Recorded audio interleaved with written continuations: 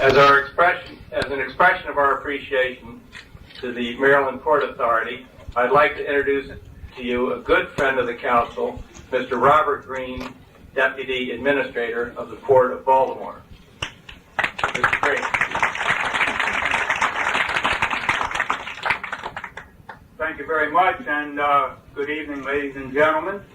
I'd like to welcome you to the World Trade Center. I know a good number of you in the audience are regular attendees at these sessions and are very, very familiar with the Maryland Port Administration and the World Trade Center, but I do think there's several of you at least who are new in the area, and I'd like to take just a brief moment for familiarization. The state of Maryland built this building, the World Trade Center in Baltimore, to be a focal point for international commerce and maritime interest in the Baltimore metropolitan area and the rest of the state of Maryland. It has become a regional resource for the Port of Baltimore. And even today, over 80 to 85% of this building is leased by firms that are involved in international commerce moving through the port in one way or another, in some type of interest or another dealing with commerce in the port. And one of the other areas that the Maryland Port Administration and the World Trade Center becomes involved in is through our education arm, the World Trade Center Institute, which sponsors a number of educational items and offerings dealing with international understanding.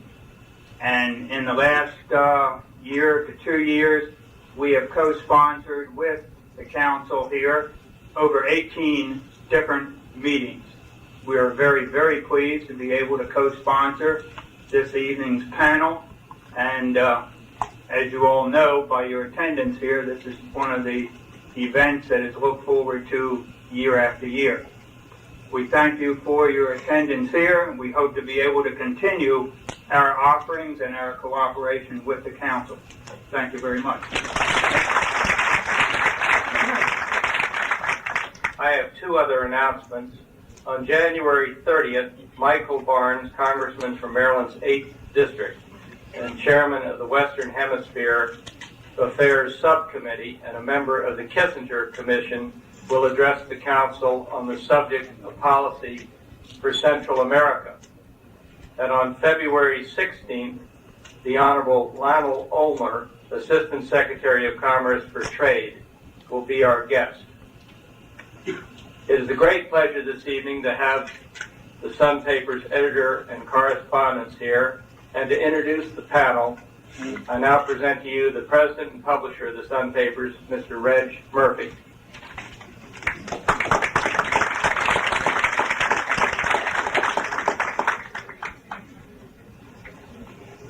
I have made a basic assumption. It is that you didn't come down here to listen to what publishers do all night and talk about profit and loss statements, so I'll introduce the panel. So my far right, and maybe everybody's far right.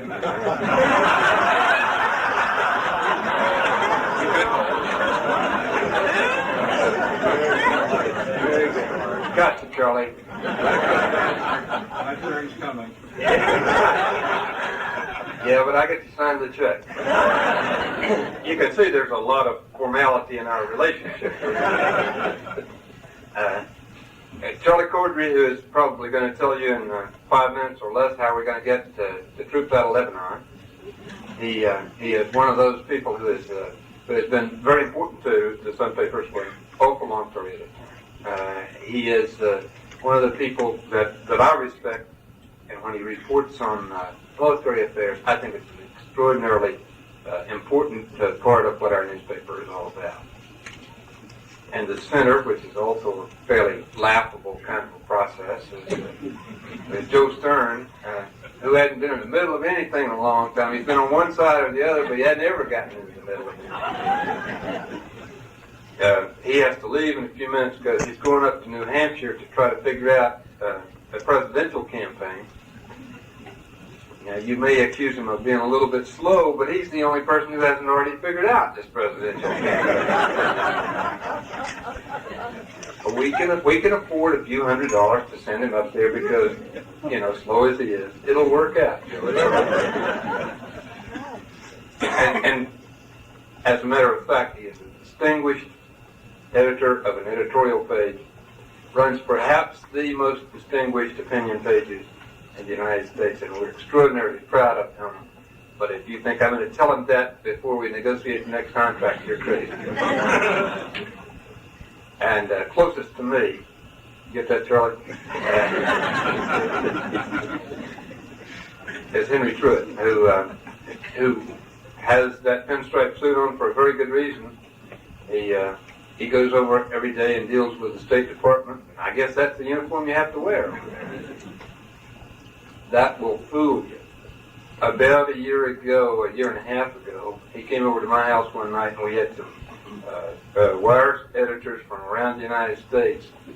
And after a little bit of cajoling, we got him to begin to sing country songs, and he could have been a professional as a country song singer. And I can always use that in the last resort if I have to. There are those who would have said the world would have been better off. I have been among them. He is one of the people who makes the Baltimore Sun the kind of newspaper, the distinguished newspaper, that I was happy to join a couple of years ago. I am pleased to present all of them. I am also delighted to have say one other word and then stop. The Baltimore Council on Foreign Affairs does something that is important in this community that does not happen this way in other communities around the United States, and it is a great pleasure for the Able Company to be a part of that. Thank you for coming, and I hope you enjoy the panel as much as I look forward to it.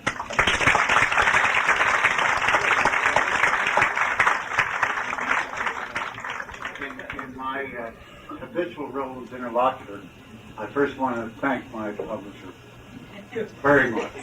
And I want everybody here to know that anything said on this platform tonight has his unstinting support.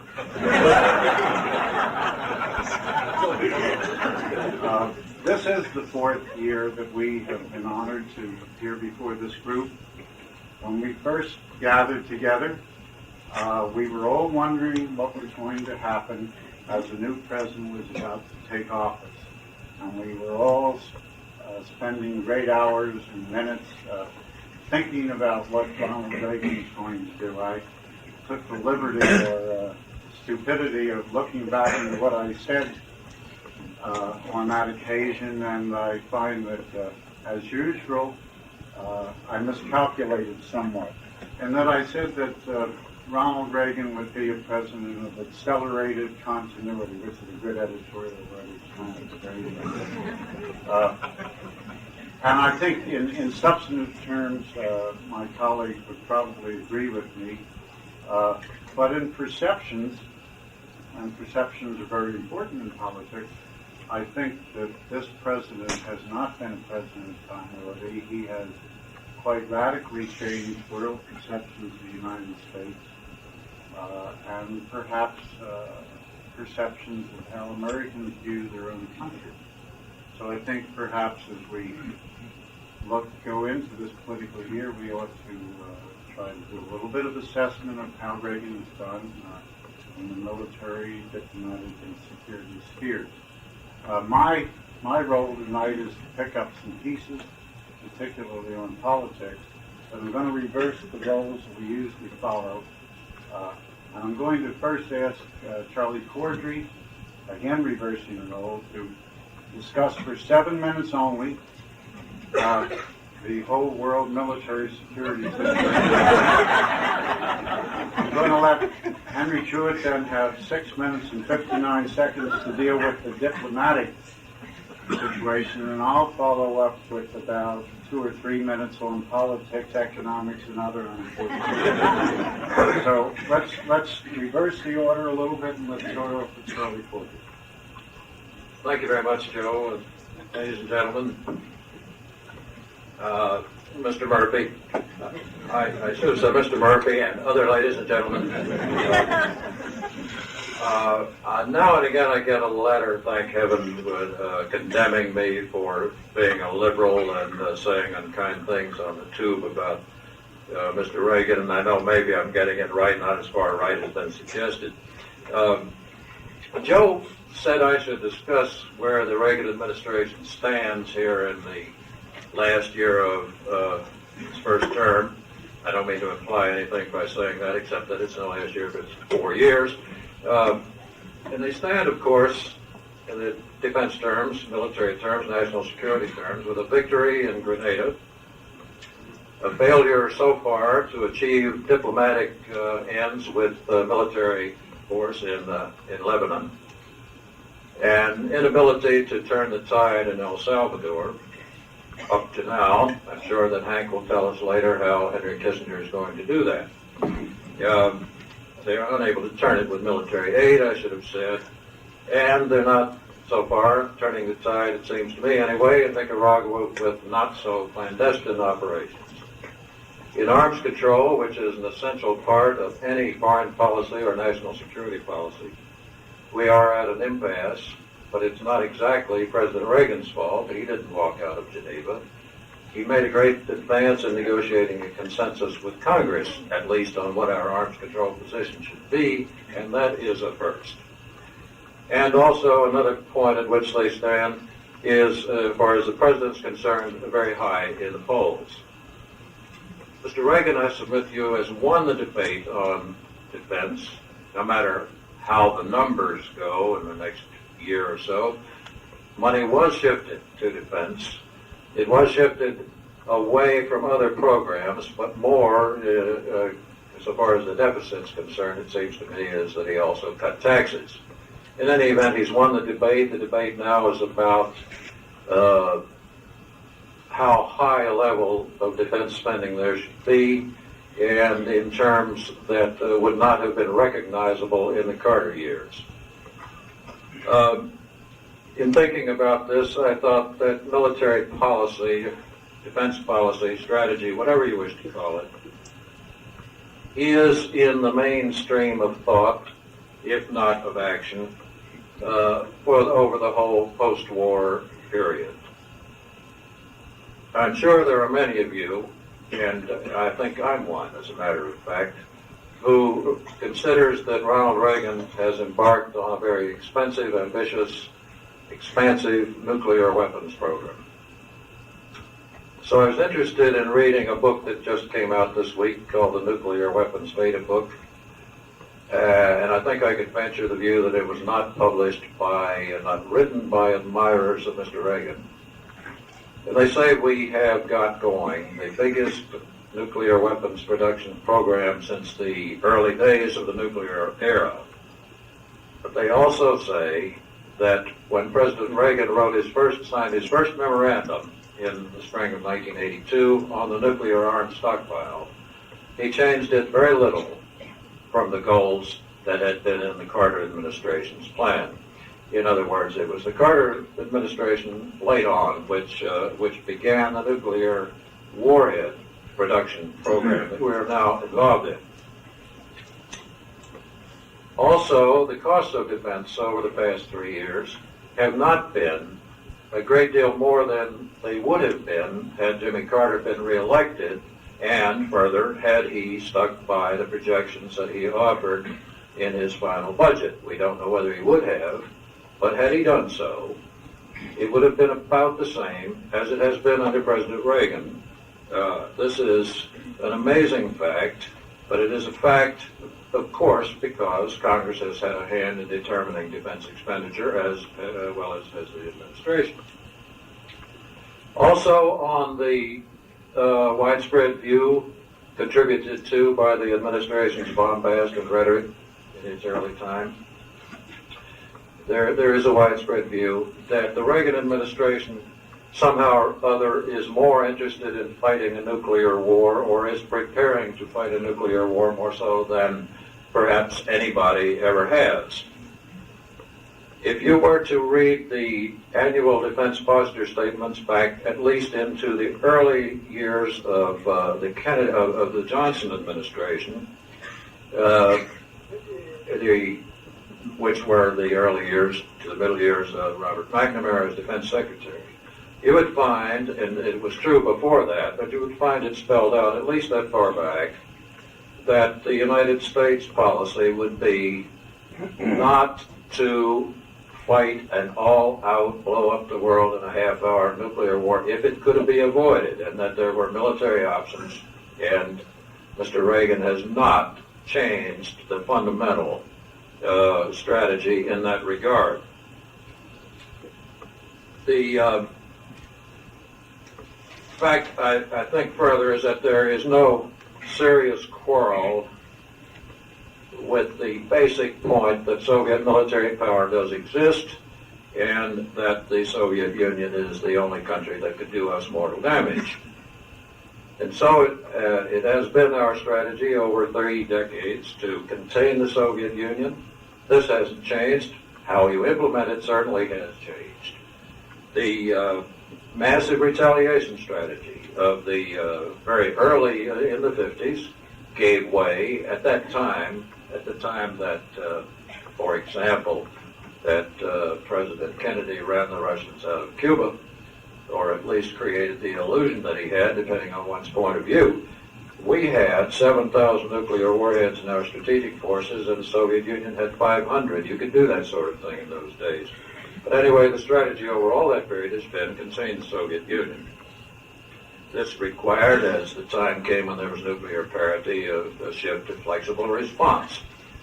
This, too, is a recurring theme throughout all our strategy, all the years that we've had a nuclear era, so to speak. For the United States, it has required and still does alliances for deployment of forces, flexible forces, for example, going from Grenada, as the Marines did, and on to Lebanon, rapid deployment forces, and so on. Your foes can choose the time and place they're going to attack you, and they might even get away with surprise, and so you have to have better intelligence, and we have fallen down on that one.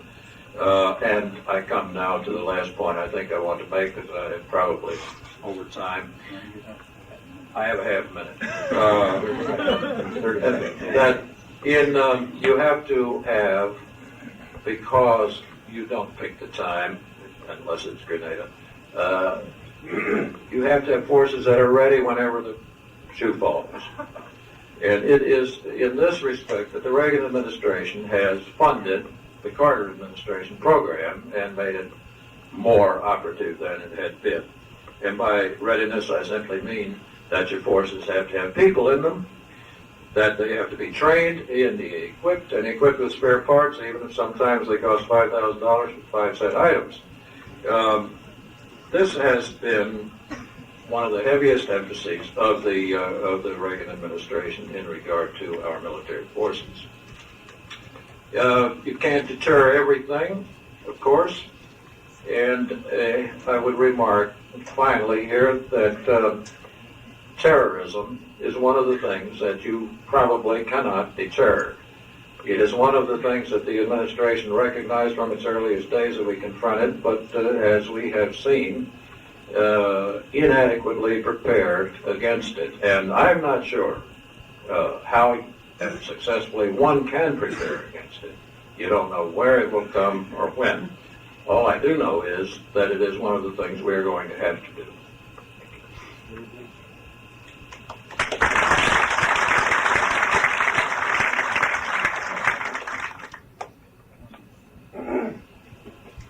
Ladies and gentlemen, I think I will try to set some of the broad themes in foreign policy that characterize the performance of the administration for the past 4 years, and then try to tilt that briefly into the circumstances in which we find ourselves as we enter a political year. Now, to some extent, I'm going to be trying to weave gossamer webs around some of the things that Charlie talked about, because obviously those determinative themes in American foreign policy at this point relate to two things he talked about. At least one is Central America, and the other is the Middle East.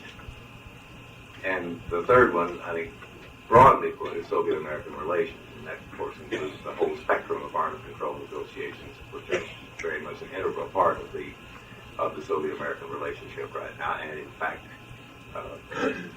critical to the whole American posture with its allies in Western Europe. The administration has been groping for the past 3 years for a policy in Central America. I will never forget now, I didn't notice at the time, the last piece of information I received from the Carter administration. We all sat around the State Department at midnight one night, waiting for word on the release of the hostages from Iran. One of the bland little State Department press releases that said that the Carter administration was releasing, I believe it was $10 million for emergency military aid in El Salvador, which amounted to a recognition that in the previous few months, things had gone to hell in a handbasket in Central America, and some sort of emergency action had to be taken. The administration has not been able, since then, to settle on exactly what it is trying to accomplish. And it has not been able, it has been dealing with to my experience, a unique situation in that in El Salvador, for example, it has a client that is perforce a very small part of the political spectrum, because the first strategic problem for the United States and Central America must be to prevent a takeover by the left.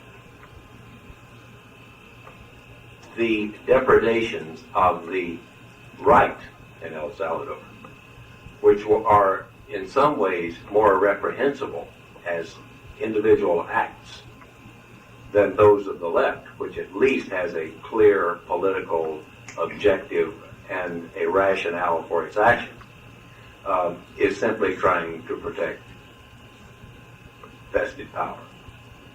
The administration has not been able to create a broad enough spectrum in the middle that will provide a foundation for a rock-solid policy, and increasingly the American public has become impatient, and by the American public I mean in practical terms the American Congress, has become increasingly impatient with the inability of the administration to bring the right under control in a way that at least permits coherent pursuit of the first objective. And that is the problem it is now faced with. The Kissinger Commission report, which is only formally been released this afternoon. I dare say most of you have already probably read more than you care to about it, because it's been the leakiest report that I've read. Is in effect an effort to create a basis for that sort of coherent policy. Just one quick footnote before I go on. The Congress, while growing increasingly impatient with administration policy, has not been able to muster itself to actually defy the administration. You will notice that with all of the caveats that have been attached to legislation regarding military aid for El Salvador, for example, there has in fact always been a flow of money throughout the 4 years. We all know how that works. An administration, if it really seriously deep down feels that it needs $50 million, it asks for 120. And so Congress can then approve the 50, attach the necessary caveats to the distribution of that money, and everyone is happy. Whether it's adequate or not, who knows? It has not been so far. We're going to see a great deal of that coming out of the Kissinger Commission report. So believe everything you read, but try to read between the lines over the next week or so in that regard. The administration's frustration in the Middle East must be almost total, because it entered office with the corollaries to the Camp David Accords essentially frozen. No movement between Israel and the Arabs regarding a solution in the West Bank. Lebanon began to come apart, and the administration promptly began what to me, and this is not hindsight, what to me was almost an unbroken series of miscalculations. You read the Baltimore Sun, you may even be aware that that's what I think. It appeared to assume that if he could only get a deal with the Israelis for withdrawal from Lebanon, the President Assad of Syria was going to be pleased to get out of Lebanon under roughly analogous terms. The Israelis, that proved to be dead wrong.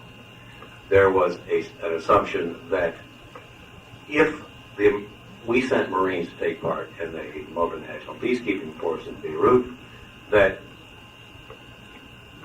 the element of goodwill would be sufficient in Lebanon to prevent their being attacked. Dead wrong. And I know of no reason to have made those assumptions in the first place. I do not believe at the same time that those were Machiavellian decisions on the part of the administration. I believe the decision was taken in good faith. I have to add one more other side of the coin to that, however. What would we have had the administration do faced with those circumstances? And I don't readily know the answer to that. Unfortunately, I don't have to. I can carp. The Soviet-American relations, a great deal depends, it seems to me, on where the Soviets decide Ronald Reagan is going. If they have made up their mind already that he is going to be reelected, then we may begin to see some element of greater cooperation on their part, on the assumption that they would think that in an election year in which he wants to appear perhaps a bit more dovish than he has for the first 3 years of his administration, they can get a better deal from him now in 1984 than they would be able to get after his reelection, assuming he runs again, which we all do. The one great caveat I have to introduce on that point is that Yurian Andropov is like Harvey. He isn't there, and I really have never seen the supposed experts in Soviet-American relations going in more different directions about the true state of affairs inside the Soviet Union. There are all kinds of theories that the military is up, the military is down, Andropov is firmly in control, or Andropov's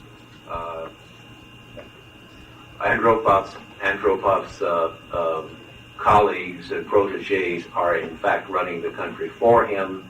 You'll recall the recent elevation of 2 or 3 people who are well known to have been Andropov people, and this is widely read as evidence that he is in fact running the country from the sidelines. I will submit to you that with my customary cynicism and skepticism, that I don't think that necessarily means anything.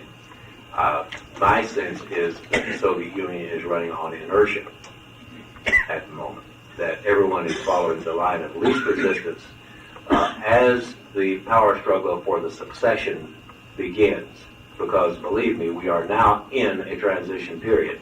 Whatever happens, if Mr. Andropov should undergo a miraculous recovery tomorrow, he will never be able to exercise power in the Soviet Union as he would have had he been able to function effectively from the time he first took office.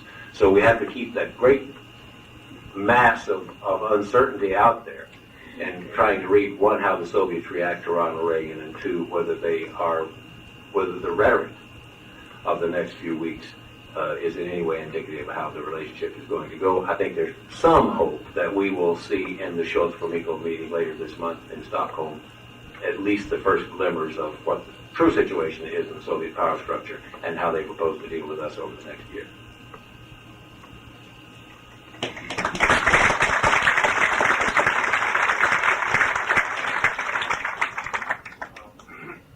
My colleagues have been talking about Mr. Reagan's problems and prospects. I think maybe we ought to shift the focus a little bit and talk about problems and prospects of his Democratic opponents. The Russians may not have decided who's going to win the next election, but I presume that the Chinese already have. And this explains why their prime minister is here, I think. It explains why Mr. Reagan will be going to Peking in April as part of an event that will certainly help his re-election campaign. I think the Democrats find themselves in a very, very difficult situation. It's true that the administration has no single overreaching foreign policy achievement to brag about. It's true that, as Henry suggested, that the Middle East has been a series of miscalculations, that Central America was a situation awaiting Henry Kissinger's judgment, and that arms control has given the Democrats perhaps their only minimally viable campaign issue. As Reg Murphy mentioned to you, I am going to New Hampshire, and I'm sure when I'm in New Hampshire, following Fritz Mondale around, I'm going to hear him asking one question repeatedly, and that is the world any more secure or less secure than it was 3 years ago? I think that is indeed going to turn out to be the central theme in the Democratic attack on this administration. But I can see dangers for the Democrats. To get this nomination, the Democratic candidate has to go before very liberal audiences. He has to go before very activist audiences. These audiences are 100% for the nuclear freeze. These audiences are 100% for human rights in Central America above all else. And there is a leftward drag on all the Democratic candidates that they have to respond to in seeking the Democratic nomination. But once they have achieved, once one of them has achieved the nomination, let's assume it's Mondale for the moment, then he immediately has to deal with an incumbent president who has had the luxury of not having to drift way over to the right as he did in 1976 and in 1980 in seeking election. If we go through the campaign rhetoric of the various Democrats, you will find, for example, that in addition to being almost unanimously for what they call a verifiable mutual nuclear freeze, whatever that means, most of them are also for junking the MX missile. This raises certain problems, in that the MX missile was launched by a Democratic president whose name you all remember, and that an MX basing system has been approved by the Democratic-controlled House of Representatives. So that you see this syndrome of the leftist drag on those seeking the presidency in the Democratic Party. Then when they start going into the details of Charlie Corddry's defense budget, you find very interesting variation. Fritz Mondale is very much for the walk in the woods on the last fall, which means that he would like to abandon the Pershing missiles and go for cruise missiles in Europe. But what happens while we turn to John Glenn, and it's the complete opposite. Mr. Glenn would like to abandon the cruise missiles because they can't be verified and stick with the Pershing. So that you have the Democrats in a situation where they're negotiating with one another and bickering with one another over various weapons systems, while all the while you have the collective federal government, including the Democratic House of Representatives, more or less marching to Ronald Reagan's drummer, as Charlie indicated in talking about the fact that Reagan has won the fight, so to speak, in nuclear weapons and in defense spending. On the matter of Central America, you have to look at the politics of the Kissinger Commission report. And the politics of the Kissinger report, as I see it, has the former chairman of the Democratic National Committee brought into camp, along with some other very important Democrats to support a consensus. It might not be a consensus on human rights, conditions for aid or some things like that, but it is a consensus on the global East-West conflict strategic concept of the world that is basic to the Reagan approach to the world, and certainly has been taken up with great enthusiasm by Henry Kissinger and has some important Democrats now in line. So where are the foreign policy issues? That's the problem for the Democrats, especially since we have an economic recovery underway, which may deny the Democrats much leeway in pursuing votes in the domestic sphere from the key class of voters, the blue-collar white voters who shifted to Reagan, and the Democrats need that. I throw out all these rather cynical political observations just to encourage your questions, and now we'll open the floor.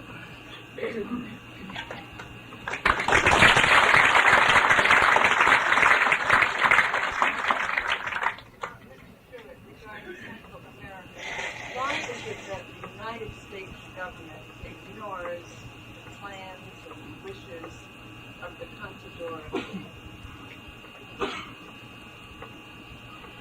Well, it ignores. Her question was, why does the United States ignore the plans and the wishes of the Contadora? It overstates the case to say that it ignores them.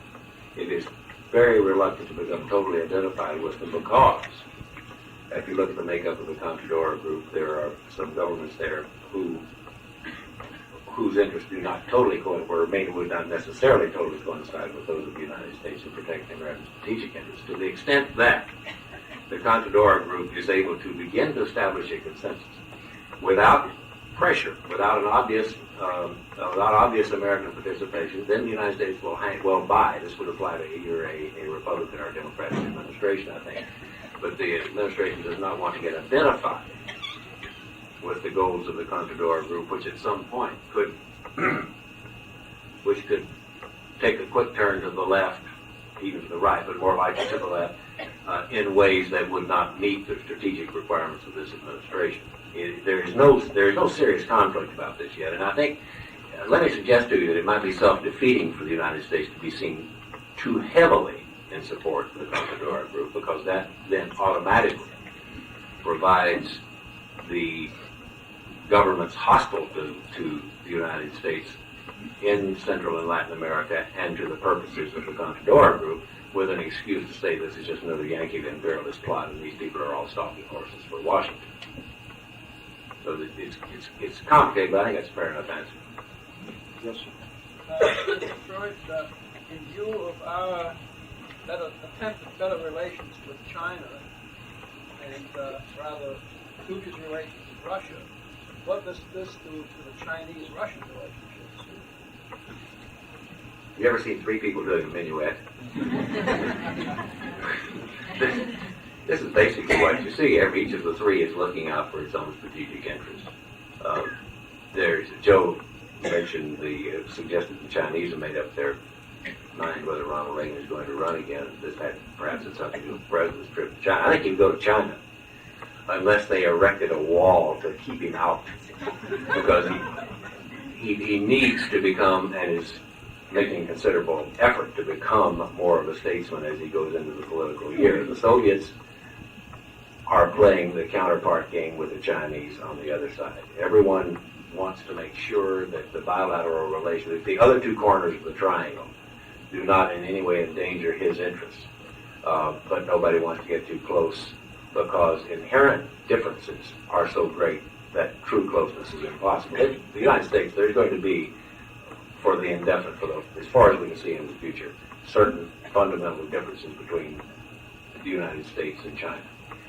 The same applies to the Soviet Union and China, because heaven knows that those border problems, if not the problems of ideological conflict, are going to persist for generations to come.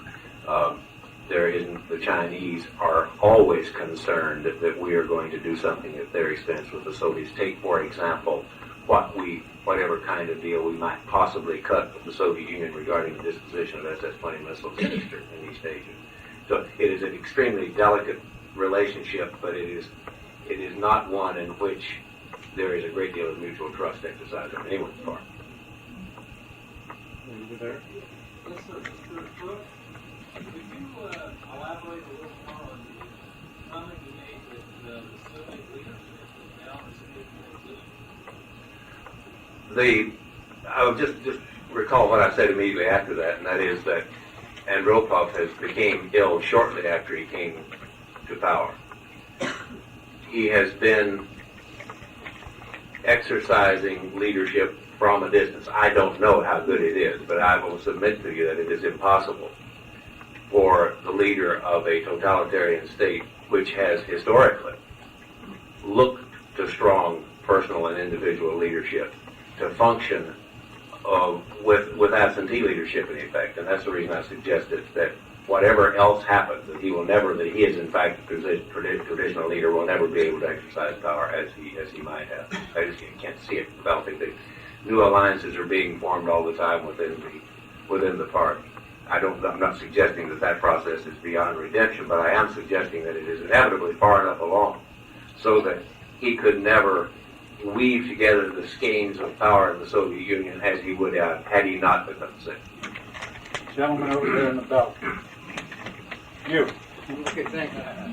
Do you think, this is for you, Joe, do you think that the recent improvement in the economy will erase the memories of the suffering during the recession in many sectors of the population? Did everybody hear that? No. The question was whether I thought the improvement in the economy would erase memories of the suffering that many people endured during the early parts of the recession. I would think that in pure political hard-nosed calculations, that the Republican high command would conclude that there have always been 90% of the country at work and 90% of the country well-fed, and they're not going to get the votes of the 10% who were out of work, or the 10% who have been deprived of advantages because of race, color, skin, or what have you. So that in a very hard-nosed view of things, I would think that the Republicans are counting on the upsurge in the economy to be a very definite plus factor. Of course, what happens after he's elected leads a lot of people to think he ought to resign on January 22nd, 1985, but that's another question. The roof may very well fall in on them because of these horrendous deficits. But in this key political year, the economic cycles are very much on the upside, and it's bound to help an incumbent, regardless of who he is or what he's done. That's how I thought. Can I interrupt to ask if we all agree taking on the ratings during Russia? Go ahead, tell us what you think. I'm going to caveat. I'm going to say that I guess so, because everybody tells me he is, and I don't have responsibility for domestic politics. But I can think of a lot of reasons why he should not, and almost none why he should.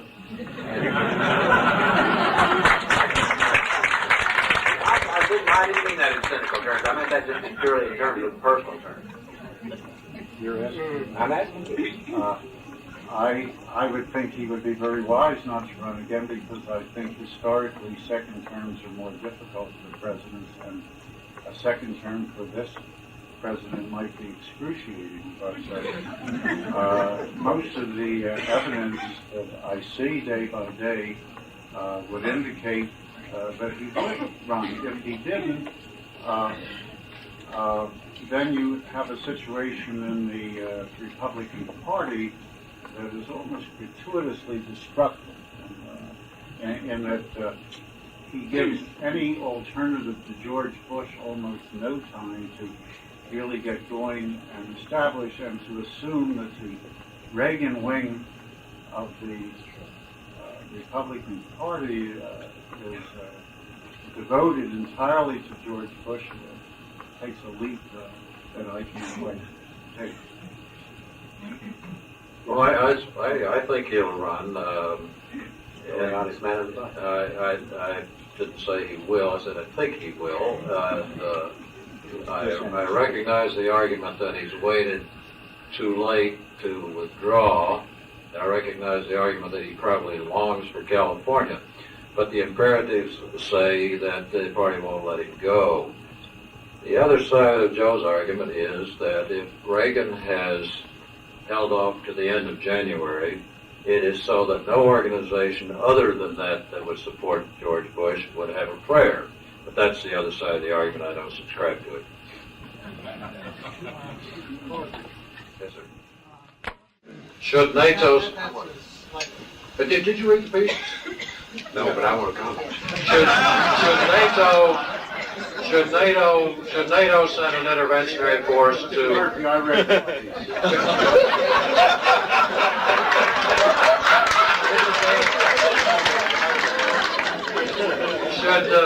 Should NATO send an interventionary force to the Middle East and quietly warn the Syrians before doing it? Well, I don't think that I know nothing more than that about it. I'm not sure that I see what the gain from that would be. I could see that there'd be considerable loss to NATO if the force amounted to anything in size. NATO's got enough on its hands without taking on the Middle East, and so that occurs to me. The other point is that it seems to me that big countries ought to stay out of little countries' policing problems, and that this is one of the fixes we're in the Middle East now, and that if you could figure some way, and Red's told me I was going to tell you how we're going to get the Marines out, but he flattered me, but if you can figure some way that you can make it look as if you're making diplomatic progress and say, okay, the mission's accomplished, bring the Marines home, and you time this down the road at about the right time to hit Mondale between the eyes. This will be what I look for. But to get back to the question, it seems to me you've got to get some kind of a United Nations emblem on the shoulder pads on the guys marching around there. Not NATO, for heaven's sake. Gene Rostow becomes absolutely irrational when he starts talking about this subject. It's the reason I didn't read the piece. There is a NATO force in the Middle East. No, he calls on an expedition. I know, but that's what's there now. And for all practical purposes, what's he going to do? Just triple the manpower, go in and police the place?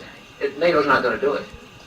Of course, France is not in NATO militarily. You know, this can go on for a long time. Let's get on to a subject where everybody's read the article. Hi, for the first gentleman, we've failed several times in the last several years on intelligence. The Maya Guez incident, Iran, Grenada, Beirut. Yet the CIA and the intelligence community has the largest budget that they've ever had. Can you give some insight from where you sit with America now being a prime target for terrorism? What implications that's going to have? Limited. They are.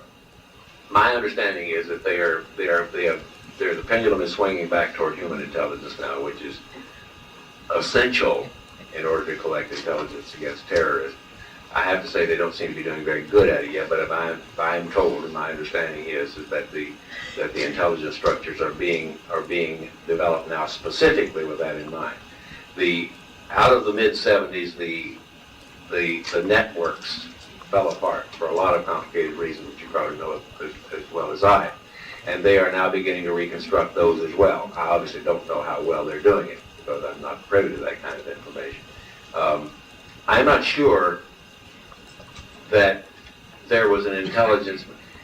One always must make a distinction between the collection of actual information and what is done with it.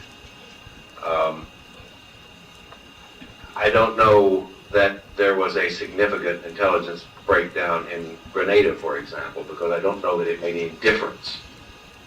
It seemed to me that in Grenada, the administration had sufficient information to make it believe it had, I mean, you certainly don't believe the cover story, that it had sufficient information to make it believe that it was necessary to do what it did, and it lucked out, maybe, I think.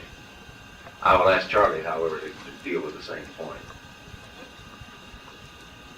Well, I think that in Grenada you have a different situation from the situation that caught the Marines in Lebanon.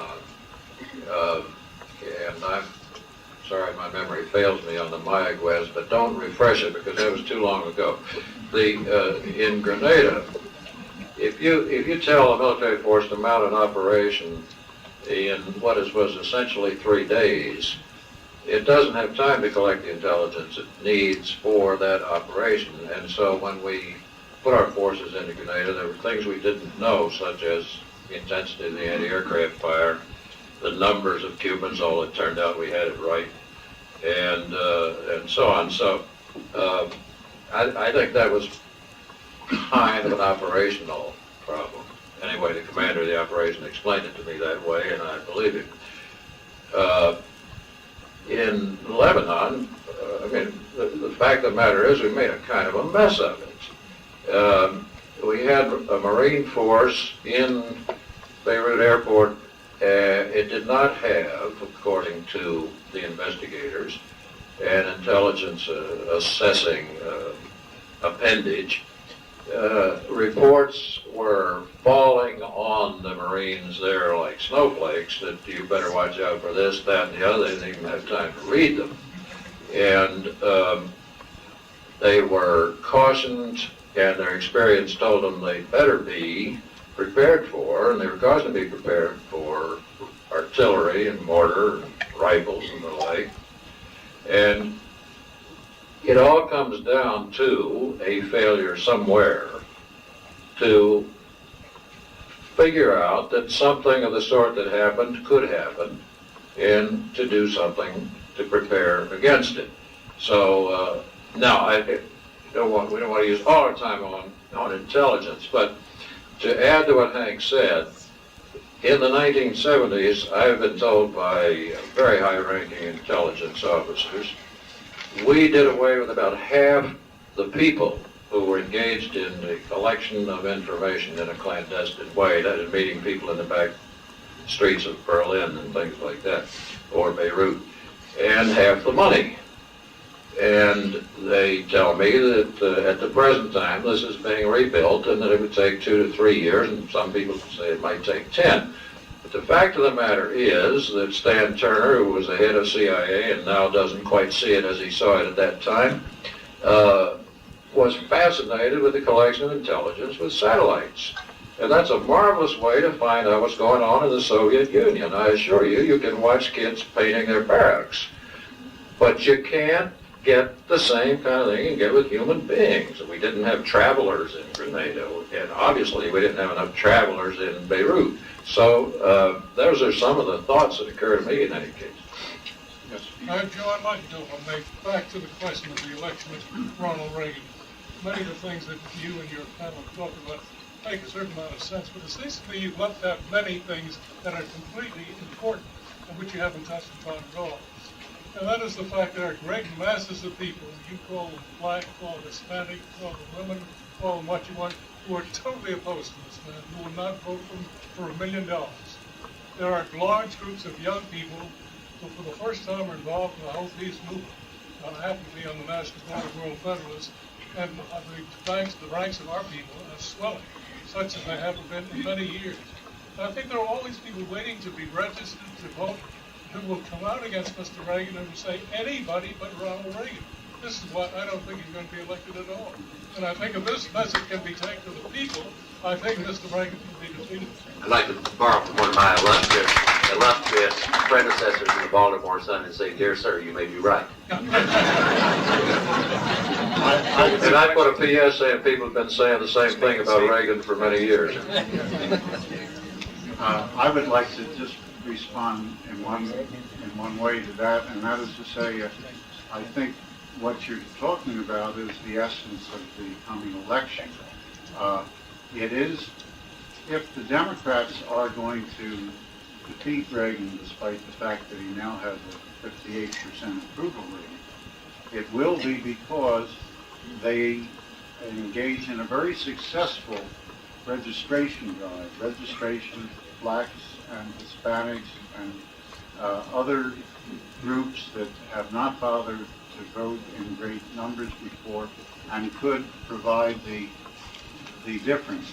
And if I were a Democrat charting the way to beat Reagan, I would look at the last gubernatorial election in Texas, where an enormously successful drive to register Hispanic voters enabled the Democratic candidate to win by a landslide, even though the Republican candidate got more votes than he had in the previous election. Yes, sir. Mr. Corddry, several months ago, a Republican commission appointed by Reagan came out with a report suggesting numerous ways that the Pentagon could economize and could rationalize its operations to save many billions of dollars. And in fact, that was printed up in one of the competitor newspapers in New York. Was that commission report just swept under the rug, or is Reagan really trying to make some economies to help cover You're speaking of the Grace Commission? Yes. I think they said they could save $87 billion over X years or something. I have no doubt they could if they were allowed to. But I don't know that the report's being swept under the rug because I think it's not in its final form and so on. But undoubtedly a lot of what Peter Grace said is right. But I'll just ask you how much chance you think you've got of closing down military commissaries, of closing down unneeded bases in congressional districts, of stopping the production of weapons that are no longer needed but have been in production long enough to have a constituency. And I could go on forever, but I think you understand the point I'm trying to make. The president could push very hard for the implementation of those parts of the Grace Report that appeal to him. I think he won't. I mean, there's only so many things that even a 20-hour-a-day president can do, and we don't have a 20-hour-a-day president. I think that the fact of the matter is that the defense budget is always a great deal larger than it needs to be because of certain vested interests, as all budgets are, that exist in Congress and also within the services. And I watched it for a good many years, and I think that I don't like to say this, but I'm not sure there's anything that can be done about it. Mr. Corddry, I think I read half a year ago or so statements by Secretary Weinberger about winnable nuclear war, repeated in several different reports, perhaps to NATO. Now you were speaking about continuity of the defense or military policy of the U.S. Has winnable nuclear war been continuously part of U.S. defense policy? I don't know whether it is accurate that Weinberger made a statement that a nuclear war is winnable. I do know that it is accurate that he's made many statements that it is not winnable. I'll take a moment of your time to tell you what I meant. The argument is between those who think that you can have a finite deterrent, and that if you ever have to use nuclear weapons, boom, you blow up all the cities in Russia, and that's that. The other crowd are called the counterforce people. And they have, at one time and another, included all presidents and all secretaries of defense and a good many military men. Somebody could find that my statement's too sweeping, but I don't think so. It's in the written stuff that comes out of the government. If deterrence fails, you have to answer the question, what do you do then? And what Mr. Weinberger said was, what kind of Secretary of Defense do you think it would be? You said, well, if deterrence fails, we're going to lose. It's not quite the same thing. You have to be able to respond to an attack more or less in the terms in which you receive the attack. If your only hope, your only deterrent, is to be able to destroy 200 or 300 cities in the Soviet Union, who would believe that nonsense? Would the Kremlin believe that you would do that? And so on the argument goes. Now what happens, and what I told you was true. The Carter administration adopted a nuclear policy called PD-59, which got a lot of house at the time. It was a codification of policies that this country had had right on through. You can go clear back to 1945. The Reagan administration did not essentially change the Carter administration nuclear defense policy, warfighting policy, whatever you want to call it. But I can't prove this to you except that I have it on authority of people I believe. And it simply says that if the Russians shoot at your missiles, you cannot respond by hitting their cities, to which they would respond by hitting your cities. And this goes on and on and on, and believe me, I hope it's just a numbers game, that a nuclear balance is maintained in some credible fashion, because I think that that's all it is. I don't think for one moment that either one could consciously sit down and say, we're going off and win a nuclear war this morning, because it's not in the cards. I don't know whether this is helpful to you or not. What about the deficit? What about the deficit? It's big.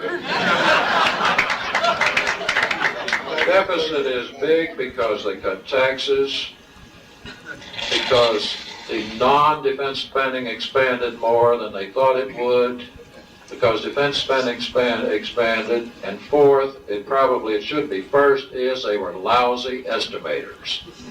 Stockman knew this was going to happen, but he couldn't get many people to listen. He said so. That's right.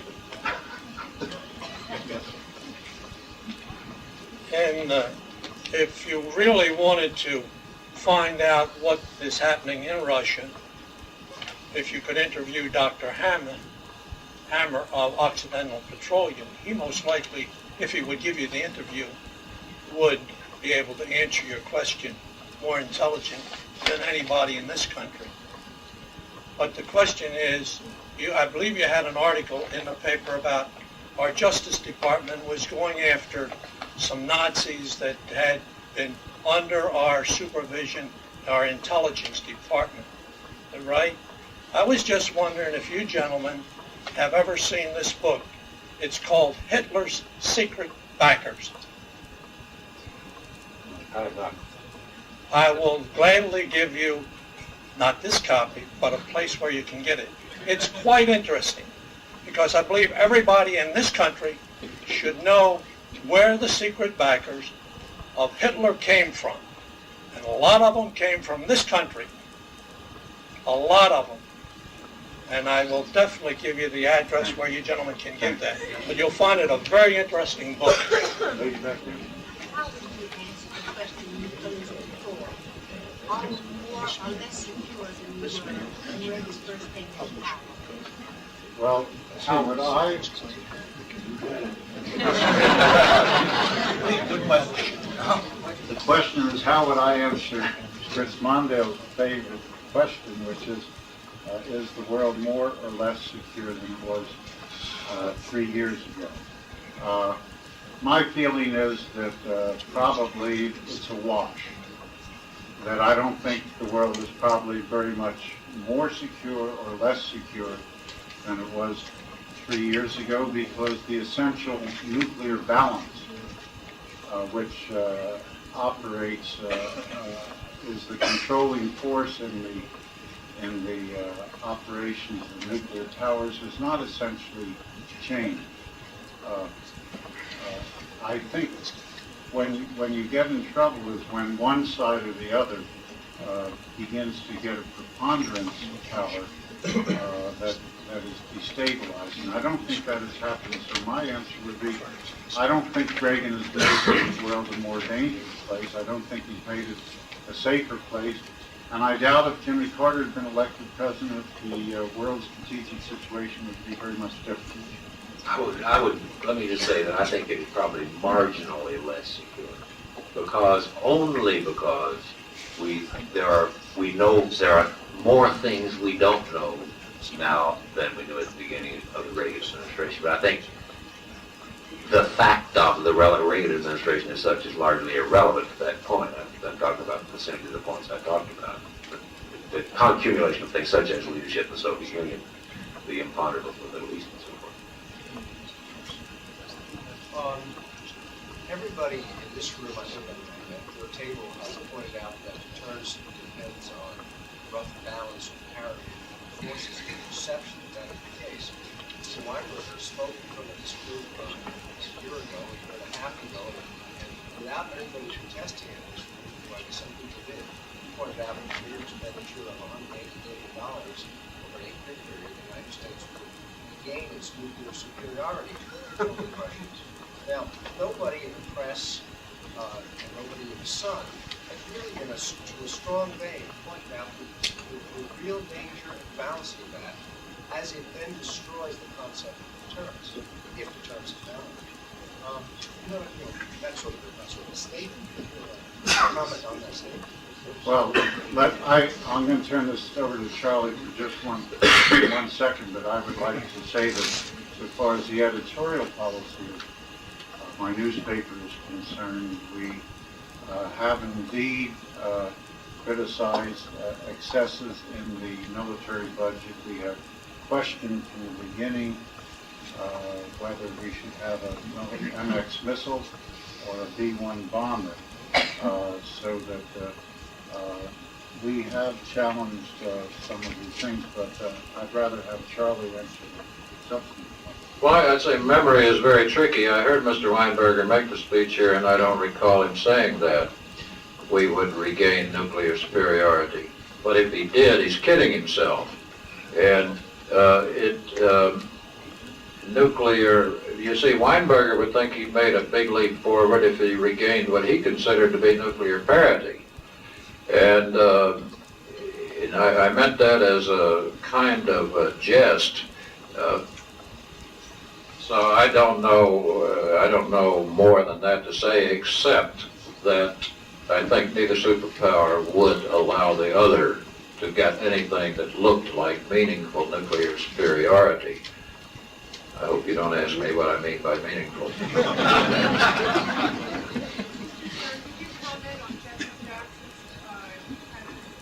I'd be delighted to. Since I find myself being imprudently candid tonight, I would like to say that the supreme winner in that particular escapade was Ronald Reagan,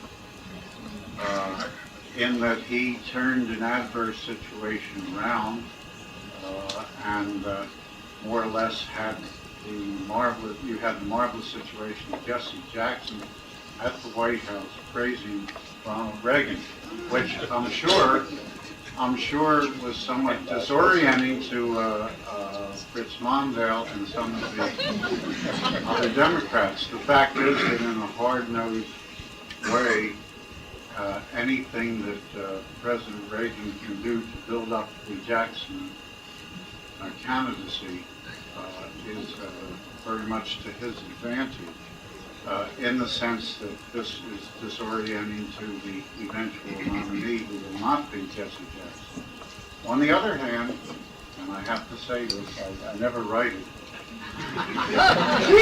Don't say it if you want to write it. On the other hand, I never use that phrase on you. It gets back to Jim's question, and that is that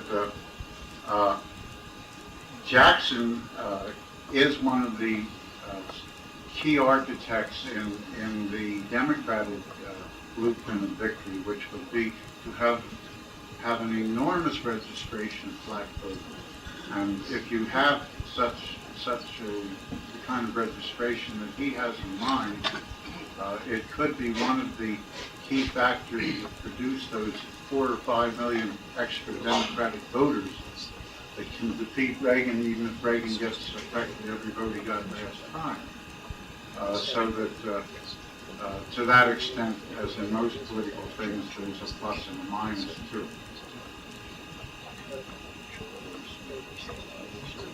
Mr. Sterne, before the TV special, was broadcast, there was a great deal of speculation in the media that the movie would have a significant impact in the nuclear issue. So far, it has not materialized. So why do you think that occurred? I'm sorry, I missed the first part of your question. Yeah, before the TV special, there was a great deal of speculation that I'm sorry, go ahead. that it would have a significant impact in a nuclear issue. But it apparently has not materialized, and even the press seems to acknowledge that it did not have as great of an impact as Well, my reaction to that is that the television audience is so used to gore and blood and murder and mayhem that nothing can faze them. My reaction is a little bit more directly on the point, but I thought the film was a service, but it seemed to me that it assumed that somehow the American public thought that a nuclear conflict would somehow be easy, and I don't think that kind of misapprehension ever existed. I think that I ought to share with you, I assume this subject might come up. I happened to be in England just before it was shown there. I quote you at London Times editorial. The British public is not so immature that it cannot be trusted to keep its head over a piece of science fiction. I quote to you from the Manchester Guardian, hype and tripe. There was a lot of that about this film, and it deservedly has blown over. I don't know whether it was a service or not. I don't disagree with Hank, but it had too many crazy assumptions in it. Let's thank Joe Sterne and the panel for a very interesting evening.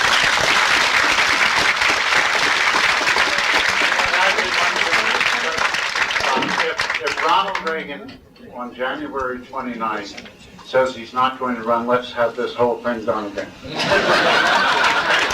Mr. Trewhitt has one comment he'd like to make for us, and I just want to say thank you again for being here, and we look forward to seeing you next year. Hank, you're on. Most of you know what the gridiron is. It's a group of journalists in Washington who poke fun at almost every institution known to man. And after hearing the question about Jesse Jackson, I can't resist letting you in on a short preview of one gridiron number in the forthcoming program. It will have Lieutenant Goodman singing, I looked over Joe, was it I see? Carry me home, it's Jesse Jackson coming after me.